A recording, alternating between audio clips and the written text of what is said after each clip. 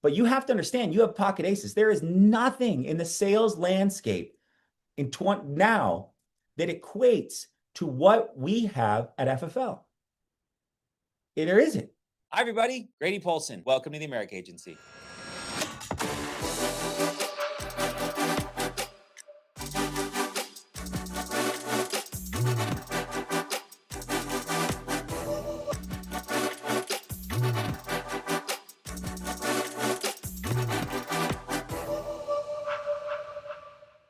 So now who are we looking for? And I like to think about business minded versus employee minded. And what I mean by that is someone that's that's okay with risk, right?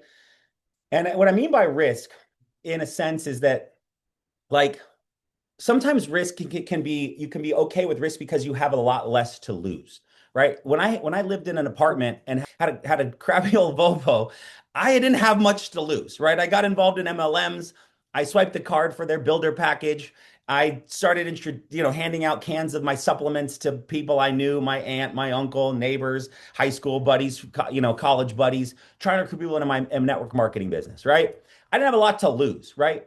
As you get further down the path of life and you have more people you're responsible for, it becomes far more important that you don't take risky decisions, right? I'm not going to go take mine and Chantel's life savings and YOLO it into some meme coin anymore, right? I'm trying to buy, Nvidia. I'm trying to buy Meta, trying to buy Amazon, Google. I'm trying to buy solid stocks that are going to continue to grow as life progresses, right? And so there's just decisions you've got to make as you progress your life. But at the same time, someone that can bet on themselves, someone that goes, I might not know it all now, but I'd like to know it, is someone you're kind of looking for. And so who would that be? And I like to look for people that have been in sales before, people that even have a military background, people that have an athletic background, people that are ambitious, right? Someone that is looking for a salary is a great person to bring into your team to support your business, but not someone who wants to go buy $1,000 to $2,000 of the leads a week. Someone that has to go from start at zero when you issue 30,000 in a month, you start the next month at zero, right? And that's a difficult thing for some people to wrap their head around, is to go, my job starts over every single day, every single week, every single month, every single year I start at zero. And so you got to season that into people's minds as you're going to have conversations with them about what we do here, right? So most people's current ideology around additional income today comes from MLMs, some sort of affiliate marketing or gig work, right? Uber, Lyft, DoorDash, that type stuff. And that's great and all. People are trying to make more money. But do I think that the guy randomly who drove up to my house yesterday in a Land Rover dropping off a Walmart delivery for my wife who needed some more wrapping paper for something, wouldn't be open to selling life insurance? He came across money at some point. Maybe something happened. I don't know why he had a lander. I should have recruited him, right? I was busy with the kids in the driveway, getting them to stop hitting each other and color and chalk on each other's faces. But I was like, that is a unique car that he's got driving up in usually they don't have those kind of cars, right? So but that's most people today. MLMs, affiliate marketing, right? They're doing something, they're sharing links or something, and gig work. That's most people's exposure to additional income. So as you're looking for people, have these conversations about when you're getting ready to talk, whom you're looking for. Business minded, they're already open to making additional money. And now here's questions that I ask myself when I'm recruiting, and I encourage you to write them down. Do I believe they're going to be here in 5 years? And do I want to talk to them again? Do I believe they're going to be here in 5 years? And do I want to talk to them again? And what that means is I'm trying to build as a business on bedrock. I am trying to build it with concrete and rebar. I'm trying to build it on the most solid foundation possible. And I say that today because when I started, I built it on a leaf floating on water in a river. And I say that like the most unstable ground. And I'll give you an example. When I hit vice president, which is 150,000 issue paid as an agency. I wrote 30, and then I had 39 people who wrote 120. So it's 40 writers in my agency to equal to 150,000. The average issue paid is I don't know, it's paltry. And now there's agencies that will hit VP, the 150,000. And why is that an important mark? Well, that's when you start to get additional bonus income from corporate. That's a good mark to aim for. 150,000, you're vice president, it's an honorable title, and you start to earn additional free, essentially, money, bonuses from corporate. Now there's people that will hit VP, 3, 4, 5, 6, 10 writers. And so as I progress in business, I've learned this, and this is where I'm giving advice, is that you don't need to hire every single person that can fog a mirror. Mirror foggers are just that. They fog mirrors. I'm looking for business-minded, ambitious people that want to make additional income.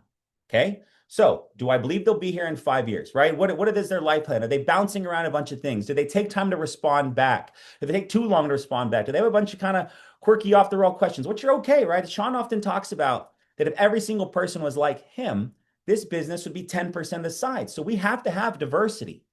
But I get to determine who I'm going to talk to. And I'm great with that. I'm great that of having conversations with multiple different people. But at some point, we have to go, are they someone that commits to things, right? And do I enjoy talking to them, right? So those are questions for you to have. Now I'm going to teach you something about people. I encourage you to write this down. There's 4 types of people in the world. And this is a philosophy. There's other ways that this has been described. It's like shark, urchin, octopus, dolphin, or something. There's different ways to describe this, but I always think about it like this: fun, money, caring, details. And you can look at that, and you might be blends of 2. You might be a hard fast on 1. You could say you're a little bit of all, but they're people that like to have fun, like to go out or make things fun. If selling insurance isn't fun, I don't want to do it. If we're not having a good time, if I'm not at the office and we're having a pizza party on Friday, this is such a drag, right? Well, you're making money, it could be a drag, right? But what motivates that subset of people? Fun, right? Money. They're 100% money driven. Big goals. They want a super nice car, big house, fancy watch, all this, they're big on money, right? Money, money, money, right? So when you're talking to people, you're kind of having conversations about what motivates them. What gets them excited, even in your own agency right now or in your own self. What motivates you, right? Are you someone that's selling 3, 4, 5, 7, 10 a month, and you would like to sell 10, 20, 30, 40, 50, but you just can't find something? Well, maybe if you're a fun person, you need to plan a trip to Disneyland or a trip to Europe. So you work like crazy to earn that fun trip to Europe. Money, you want to save up till you've got a certain dollar amount. You buy yourself a nice watch. You want to get yourself a nice car. You want to move to a better neighborhood, right? The second 2 angles: caring and details, right? Caring, they're very philanthropic. They're thinking about their family. They're thinking about their kids, or they're thinking about their spouse, their loved one. They're thinking about their church, their community, where they can give back, who they can help, right? They're very caring driven. I want to make money so I can help other people. Wonderful. And details are very analytical. They need to see the numbers. How's that comp work again? Why is the whole life 5% less than the term? What's the cap rates on the IULs? How do I get my comp up on annuities? Right, they're very detail oriented and great. Hi there. Hope you're enjoying the training. Real quick, we came out with this insurance sales guide, over 100 pages of life insurance product knowledge, mindset, insight, lead, scripts, presentation, over 30 plus objections.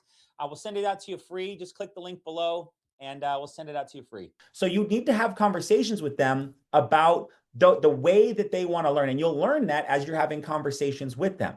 And so we're getting into what to say here, but this is like, as we're looking for who we want to talk to, is someone that's crazy detail oriented. Like my dad is fortunate and blessed to have a father that was in insurance sales and provided us a wonderful career. And it took me far too long to get to insurance until my mid 30s. I finally found insurance. But then, here we are. Glad we found it. But he provided us a good life. He never built an agency. He was a sole producer, but made a great living being a sole producer. He would tell me, Grady, I don't take on engineers as clients. They're far too analytical. They want to know this and that and that and this and this and that, and call the home office and they're reading they're just, it's just too much. He's like, there's a plenty other people out there that don't need to know every single thing about, I'm putting my own 5,000 a month in this thing too, John. Like, he's like, I gave up after so many years. I don't take engineers. And so those are decisions that you can make. Like, there's some types of people you just go, I don't want to work with this type of person. Great. So, but important in all this, as we talk about the two questions, do you believe they'll be here in 5 years? And do you want to talk to them again? You have to assess what you're doing with your time, because time is your most precious asset. It's your most precious asset. You can be spending time with your family, your spouse, your loved ones, doing whatever you want to do. Or most importantly, if you're new or getting going in this business, it's dialing the phone and making sales and bringing in that active income so that you can then hire staff, rent an office, increase your savings, help bring on someone to help with your business so that you can then start to build that passive income. And I say all this because you have pocket aces. And we're going to talk about here what we're going to do here and what we're going to say in a second. But you have to understand you have pocket aces. There is nothing in the sales landscape now that equates to what we have at FFL. There isn't, right? There's no, and I often think about like great sports teams, right? And the great sports athletes, they want to get paid, which is why it's very difficult for great teams to go on generational runs, right? Celtics have won a lot of championships. Patriots won them for a while with Brady. Dodgers are kicking butt because there's no cap. There's no salary cap in baseball, which is unique. So they're going to have $1 billion payroll at some point. Any baseball fans know what I'm talking about. But like, it's really difficult for like sports teams to go on generational runs because as the team gets better, the athletes get better, and other teams go, well, I'll instead of you paying them the 12 million, I'll pay him 42. And he goes, I mean, I love it here, but they're going to pay me 42 million, and you don't have the room anymore to pay me more. So like, this was fun winning the championship, but they're going to pay me 30 more million over there. So they leave, right? And then we look at how that happens and why there's always new champions in a lot of sports. And I don't watch a ton of sports. I just understand the concept behind it. So we look at FFL and we look at our relationship with our carriers being the number one producing IMO with nearly every carrier we write with that we choose to. We do, right? Sean and Zach make good decisions on who we want to have a great relationship with us based on how they treat us and how we put them into the bonus pool and et cetera, right? We look at our relationship with Integrity. Multi-billion-dollar insurance conglomerate, owns over 200 different insurance companies. And not only do they protect us, they invest in us and they help us seeing what else is going on in the insurance landscape. And then we look at our relationship with leads, right? Because we're a lead-based business. And that allows us to continually have new prospects to talk to. And then you go, okay, so how do we go from zero to about 10 years later, $800 million issue paid? Just drop an 800 in the chat below if anyone's paying attention. 800 million issue paid. How do we do that? Because we as a company made a decision to stay together. But because everybody can make money.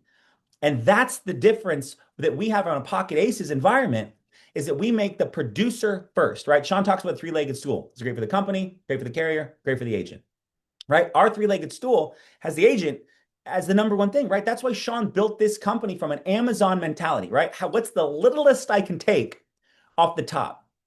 The tiniest amount, so that we can pay the agents the absolute most.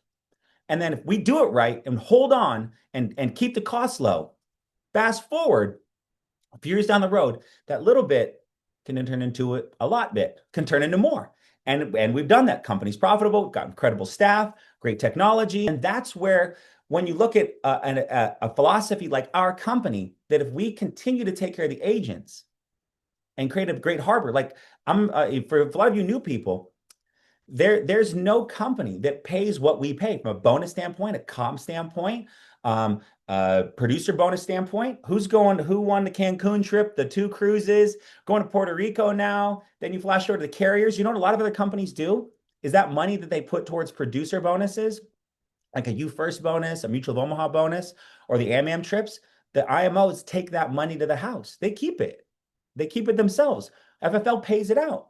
And so we've got all of these things that create us an environment where we can continue to go from 800 to 1.1 billion next year, 1.5 billion, et cetera. And we can start to grow and create this vacuum of elevation, which then creates room for all of you to start building your own passive income stream.